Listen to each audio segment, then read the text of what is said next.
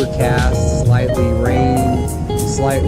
rainstormish type of day. You're going to get scattered rains, you're going to get scattered mist, and you're going to get an actual downpour that's a little more serious, and then it all goes back to being calm, and then it goes right back into that cycle. So we got a storm moving in, and the bite has been, for me, phenomenal. For a lot of other people, it's been hit and miss. I can say they're deep, I can say they're shallow. I guess the best thing to say is they're everywhere. I'm already done trout fishing for the day, but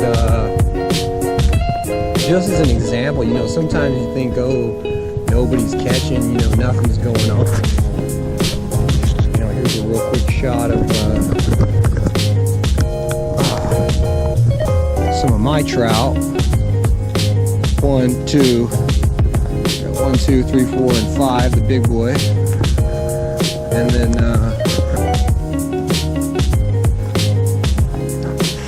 yeah, now we're going for catfish on one rod, and I'm about to throw off a bass on the other. See what we can do.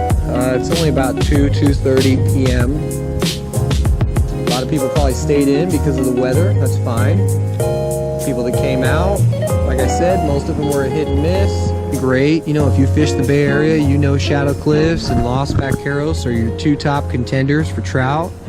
I mean, you can go to Lafayette and you can get a couple. You can go to Chabot and you can get a couple. You can get some nice ones too, guys. But when you're looking for numbers and quality, you go to Shadow Cliffs and you go to Los Vaqueros.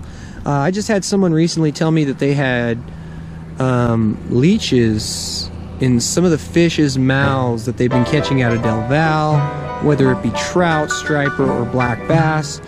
This is a little more than disturbing, guys. So the next time you're fishing Del Val or some of our local places, we need to start, you know, I look in the mouths a lot, but don't bass fish for, or I don't fish Del Val much at all. So really, just not a place I like to fish. But if there's leeches in there and all the fish, guys, we gotta, you know, that's definitely not good.